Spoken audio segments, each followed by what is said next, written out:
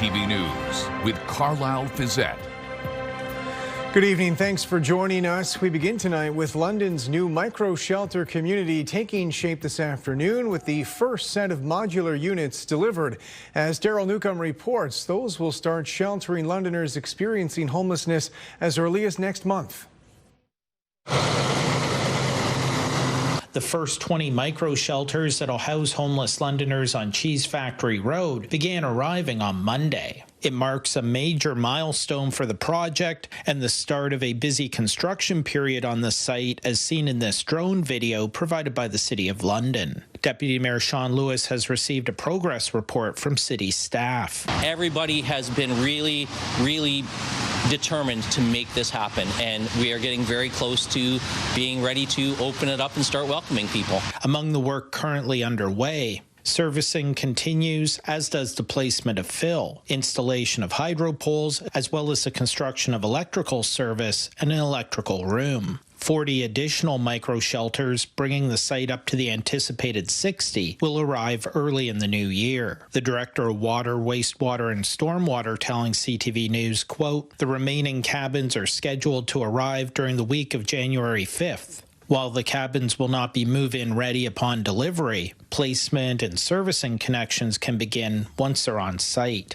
The micro-shelters were purchased and are being shipped from Stony Creek-based Faro International for a total price of $1.26 million. The city will spend up to $7 million to build and operate the micro-shelter community until April 2027. A private company, Expera, was hired to operate the facility, and last week city staff met with frontline agencies to discuss the provision of support services to the residents. Partnerships are going to play a key role. Obviously, when it comes to identifying appropriate tenants to move into these shelters, work that's already been happening, that plays a role.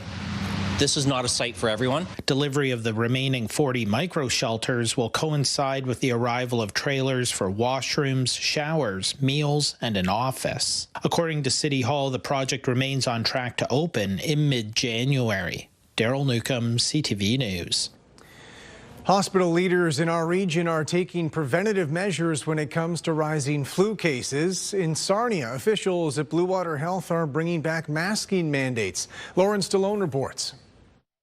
Sarnia's Blue Water Health has implemented masking in all clinical areas following a recent surge in influenza cases. Out of abundance of precaution to protect our staff and patients, we decided to implement this mandatory masking whenever we're within 2 meters of a patient and assume that basically everybody is positive. Dr. Michael Haddad with Blue Water Health says he has seen the effects of the severe flu season firsthand. I still encourage people to be vaccinated for both influenza and COVID, and knowing that they're not necessarily 100% effective, but they will really reduce to a certain extent the impact of such infection if you get it, so you don't get as sick and end up in the hospital. Haddad says wearing a mask is just one of the many layers of protection against infection. Our staff, if we think they've been exposed to influenza without any protection, then we also offer them Tamiflu. With Christmas around the corner, Haddad is warning individuals to be mindful of their symptoms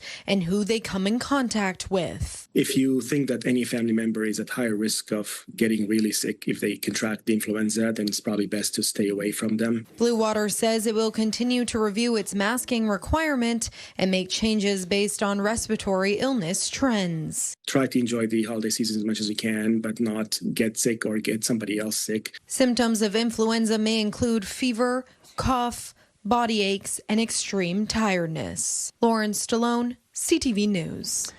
Meanwhile, here in London, LHSC officials say as of last week, masks are mandatory for all healthcare workers whenever they have direct patient contact in clinical areas.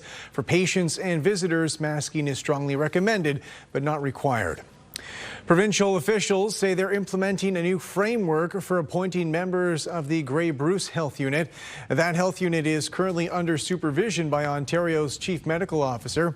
The provincial government took control of the health unit after several public servants were dismissed. Today, special advisors issued a statement saying they've established a so-called skills matrix for new board members. They say this has been done in consultation with wardens from Grey and Bruce counties. Some of the issues issues cited include governance, financial management, and human resources. Crews in St. Thomas have demolished a section of Talbot Street after a fire ripped through an old building last week. With the latest on the fire's fallout, here's Brett Lale. This is all that's left of the historic Central Block. Sadly, fire is taking its toll on Talbot Street, and this building, the Central Building, was constructed in 1882 at a cost of $5,000, and those three stores have served the citizens of downtown St. Thomas for a lot of years, and sadly we got another hole. Under the direction of the St. Thomas Fire Department, the upper apartments have been demolished. Their insurance companies will kind of be taking over at this point. So basically now we'll be waiting for them to kind of get back to us as to how they wish to proceed with next steps. There is significant water and smoke damage to the neighboring pharmacy and gym. Urich spent the weekend working the phones and setting up a temporary location. It's uncertain whether Crazy Joe's gym can reopen. However, due to the quality craftsmanship of these buildings 143 years ago, the fire did not spread. 3 bricks deep for each wall. So yeah, that definitely helps out for something like that. I was in the Urix building earlier today, and while there was significant smoke damage, there was no fire spread into those neighboring buildings. Fire officials tell CTV News the blaze started in the back of the Chinese restaurant and quickly spread upstairs to the multiple apartments. It's devastating. Yeah, it's heartbreaking. Don Kroll lived upstairs and lost everything. He had just left for work when he got a call from his girlfriend. She opened the door and there was nothing but black smoke. She immediately slammed the door, choking and hacking on the smoke, and I told her to run to the back and get the heck out of there. Historian Steve Peters was among those thrilled to learn the iconic Central Block sign, which was on the front facade, was salvaged during demolition despite being slightly damaged. Peters, like many St. Thomas residents, is sad to learn the restaurant, which served generations since 1964, is gone. Certainly my family frequented it over the years, and late nights after being out at the bar down for a bowl of wonton soup and an egg roll part of it was the Rendezvous restaurant at one point, Barnes Menswear, even Beaton Stereo Shop was in there for a period of time. So, it's served a lot of uses since its construction in 1882. Sadly, it's not going to continue to do that. Brent Lale, CTV News. Provincial funding will keep inter-community transit operating in Middlesex County for at least another 4 years. The provincial government has announced $3.4 million in funding for 4 Middlesex County Connect routes. Those run from Lucan to London, Woodstock to London, Dorchester to St. Thomas, and London to Sarnia, with stops in smaller towns along the way. Last week, the provincial government had announced nearly $15 million for transit service in rural communities. A pilot project will soon launch in Alberta, raising the speed limit on some rural highways to 120 kilometers an hour. Only recently here in Ontario, where some 400 series limits increased to 110 kilometers an hour. Robert Lothian looks into whether those limits could rise even higher. Stretching more than 40 kilometers between Tilbury and Windsor, drivers along this corridor are limited to 110 kilometers per hour. I just got back from a trip to Europe, and they drove a lot faster there. The Autobahn in Germany is much faster. And so I find the speed limits here are definitely a lot slower. Even using the 401 sparingly, Windsor driver Robert Saunders feels the speed limit could use an update. So if you're talking about good weather conditions, a 120 should be fine. Those changes are underway in Alberta, where drivers will be pressing the gas a little harder. Government in that province greenlit a pilot project increasing the speed limit to 120 kilometers per hour on some rural highways. I like to make time if I have to go to Toronto. I wouldn't mind if it was a 120, to tell you the truth. I think there is an appetite for a majority of Ontarians that would favorably consider an increased speed limit. At the Ontario Safety League, President Angelo DiCicco says increasing the speed limit should rely on research. Since 2019, the province has raised the speed along stretches of 400 series highways by 10 kilometers per hour. Increasing the speed limit, DiCicco says, shouldn't change the definition of stunt driving. That hard cap limit of 150 kilometers an hour should not be touched. I would not recommend that in any way, shape, or form. So far, the Ford government has not hinted at further speed limit increases. Former OPP Commissioner Chris Lewis believes that's the right call, saying it will only put more strain on police resources. People are going to drive 10, 15, 20 kilometers over. So if you up it to 120, now you know people are going to be doing 130, 135, 140. And so that's going to increase the number of deaths and injuries. Regardless of which direction Ontario takes, the Ontario Safety League says greater education is a must on the roads. Many people will be surprised to find out that there are areas on the 401 where the speed limit, the maximum, has already been increased to 110. And that was several years ago. CTV News reached out to the Ontario Ministry of Transportation for comment, but did not hear back by our deadline. Robert Lothian, CTV News, Windsor. Sarnia City councillors have overruled strong mayor powers, pushing a potential multi-purpose recreation centre forward. The mayor says it's something taxpayers can't afford, though. With more on what happens next, here's Sean Irvin. A video posted to social media is alluring to those desperate for a sports and recreation center in Sarnia. The Sarnia Base project features indoor and outdoor sporting facilities as well as meeting and social spaces.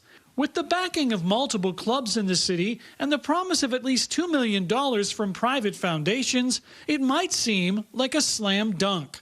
But enter Mayor Mike Bradley. 2026 is not the year to put an extra burden on the taxpayers for something that would be wonderful to have. But right now, we can't afford to give $10 million to a group with no accountability. It just boggles my mind that that would happen. So much so, Bradley used his strong mayor power to veto any plans to borrow over $4 million to secure the land for the site on Michigan Avenue. Yet by a vote of 6-3, the mayor's veto was overridden at council, paving the way for money to be borrowed in budget discussions next fall. Councillor Brian White put forward the motion to support the project. It's not something that we can do alone. And I think when you're being given the opportunity for the long-term liability to be put in somebody else's hands, then I think it's an easy investment to make. But the mayor says the impact on taxes is ill-timed in a year Sarnia was set to be debt-free. He's also concerned about a lack of civic involvement in the project. When these issues hit the floor of council, I think they're going to find the public support will diminish to a great degree because they just want us to make sure anything we do protects their tax dollar. It's really, really hard to see where an investment like this can go sideways, but we will put some provisions in place to make sure that we protect taxpayers' money. Still, White says the money must be spent to keep investors and large-scale event promoters interested in Sarnia. We don't let taxpayers' dollars walk out the door by having to drive to facilities across the province. The total cost for the project remains uncertain, with some reports suggesting it could hit close to $25 million. Bradley argues that the millions the city could contribute would be better spent on existing facilities in need of upgrades. Sean Irvin, CTV News. A special send-off for kids at a Sarnia elementary school before their winter break, hosting members of the Sarnia Sting. With more on the event's impact, here's Brent Lale. It was breakfast with the Sarnia Sting. It's for a great opportunity for us to, explore in the community, and for these kids to get a nice healthy meal and interact with them, kind of see what's on their Christmas list and stuff. But it's a great opportunity for them to meet us on a personal level. For 8 years, Imperial has partnered with the junior hockey team and local elementary schools who are close to their facility.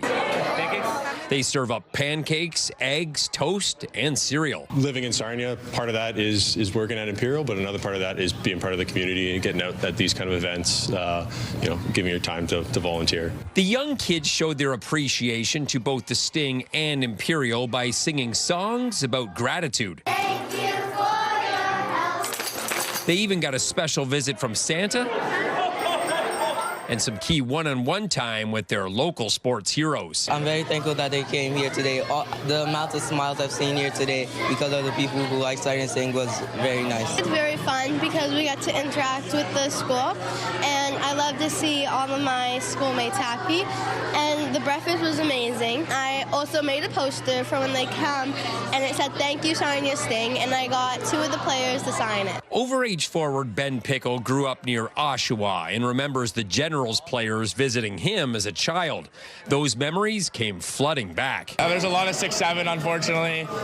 Just talk about Minecraft, Fortnite, and Pokemon, all that good stuff when I was little. Just showing their fun side, and obviously they're enjoying the camera time right now, so it's been great. In Sarnia, Brent Lale, CTV News.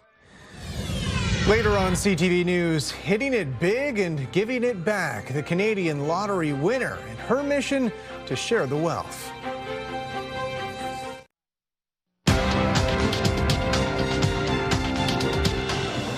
Stocks finished higher today as this shortened holiday trading week got started. The TSX up roughly 250 points, led by gains in base metals and energy stocks. In New York, the Dow rose 227. The Nasdaq added 121. The Canadian dollar was up about 0.3 cents. On commodities, gold surged more than $100 an ounce, and oil climbed 2.4%, about $58 a barrel.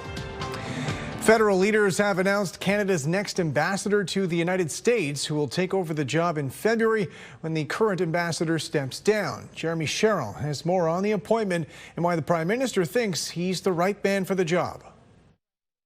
He is a global investment banker, pension fund manager, and friend of Prime Minister Mark Carney.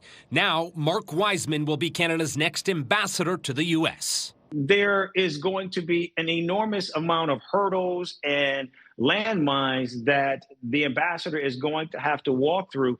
He steps into what is widely viewed as Canada's top foreign post without any diplomatic experience, but the Prime Minister's office points to his extensive experience at American financial institutions and knowledge of capital markets on both sides of the border. He brings that outside of politics, real-world experience that I think will be of benefit to the country for sure. In a social media post announcing the appointment, the Prime Minister says, "As a core member of our negotiating team, I know he will advance the interests of Canadian workers, businesses, and institutions." Carney is betting that Wiseman's finance credentials will command the attention and the respect of Trump. A bet that couldn't come with higher stakes for the trade relationship between the two countries. And there's a lot of anxiety over sectoral tariffs and then the Kuzma review. So really important here in this case that the Prime Minister has recruited someone who's a globally recognized deal maker. In 2025, the current Kuzma deal helped shield Canada from the worst impacts of tariffs. But with its review set to begin in the new year, there are no guarantees. The president can and quite possibly will walk away from this agreement. And if he does, then I think all bets are off. Sources tell CTV News Wiseman won't be alone at the negotiating table. The Prime Minister, along with Dominic LeBlanc, the Minister in charge of Canada-U.S. relations, will also play critical roles. Jeremy Sherrill, CTV News, Ottawa. Merry Christmas, happy holidays, everyone. We are in the midst of some dynamic weather patterns. Up and down the temperature scale we go. A rain-snow mix. We've seen it throughout the day across the Great Lakes region. And more snow, then more rain. And then some, with temperatures getting milder as we head towards Christmas Day and perhaps beyond. I'll break down what you need to know as we close out the weather story for 2025. It's coming up in just a few minutes. It's time to build a toy mountain. Make this holiday season merry for so many kids. Bring new unwrapped toys to CF Masonville Place. All in support of the Salvation Army. We will be collecting donations November 21st to December 24th. With all donations helping families right here in our community. Toy Mountain, supported by Gomez Appliances, London Bass Center, and UBC Built Local 1946. Let's make this the best toy mountain ever. Visit ctvlondon.ca for more ways to donate.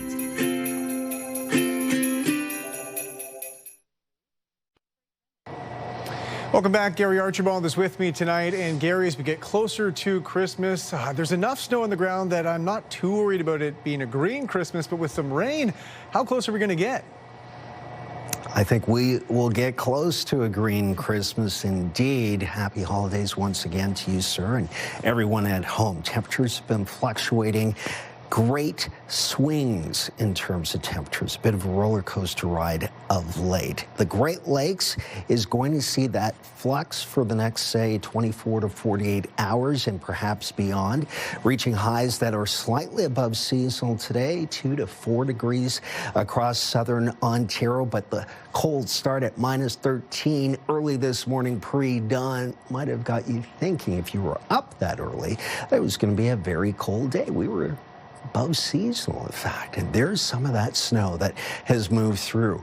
Now, a couple of things. Waves of activity with cold air circulating with warm air, and sometimes what takes place, we get pulses. Now, the cold air is denser, it sinks to the surface, and then the warm air may override it, and sometimes we get some freezing rain, the result. So intermixed with this snowfall forecast with about 1 to 4 centimeters across the central tier or midwestern tier of southern Ontario. There's some rain in there, and that rain could be of the freezing variety. So watch your step and drive according to the conditions. And obviously with temperatures hovering just above, just below, you can see why we could get into a wintry mix of weather. Snow, rain, and freezing rain or ice pellets.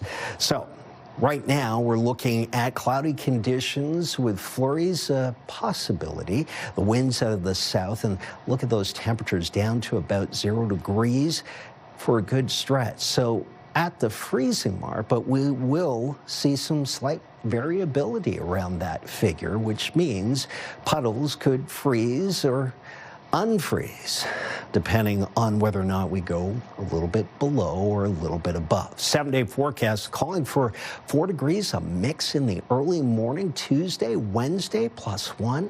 Thursday, that's Christmas Day, 4, and then Friday's Boxing Day, +1. Could see some rain showers steady for the weekend that's upcoming, Saturday, Sunday, and then Monday, we're looking at -4. That's where the cold air swing reverses the trend. Similar looking forecasts as we head towards Christmas Day, 4, then 0, then +2, and then hovering around +1 or maybe just above that with rain showers Boxing Day through the weekend.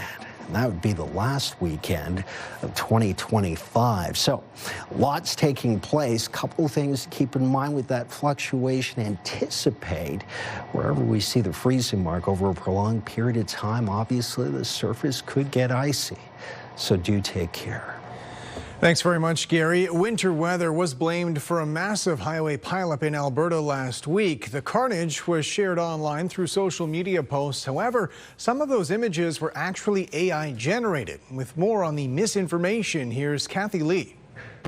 Last week's snowstorm transformed the QE2 highway near Calgary into a ribbon of chaos. The story gained traction on social media. I heard that it was like 80 to 100 cars. Officials confirm this fact is true. There were up to 100 vehicles in the massive pileup. What's not are these images, generated by AI and shared widely online, many thinking they were authentic. We're in a sort of epistemic shift, a shift in the way we determine what is true and what isn't. But sometimes it can be difficult to spot the fake. I think it's not real. I'm going to go for real just to be different. It's fake because I've been on the Queen too, and there's a space between the two highways. A closer look shows that space is missing in the images. Others have also pointed out the license plates are off and the text on the green sign is wrong. These generative AIs have all sorts of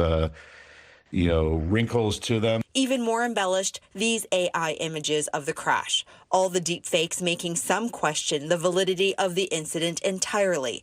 And another issue with a rise in AI images, a phenomenon called liar's dividend. Even when media is true, it can be dismissed as fake because everyone now expects the environment to just be flooded with deep fakes. I think it's only going to get better at fooling people as time goes on. Which means in this age of AI, you just got to be careful where the images are coming from. Seeing is no longer believing, and verifying what's real has never been more important.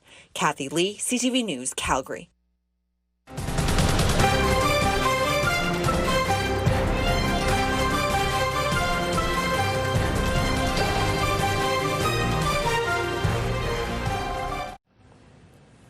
Finally tonight, an Ottawa woman sharing the wealth. She says she's gone from rock bottom to a $70 million jackpot.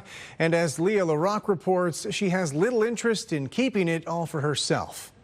I am here to present you with a Christmas gift today. Really? I am. An unexpected act of generosity on a trip to the grocery store. My goodness, I don't believe it. Leaving Fred Warnell speechless and in tears.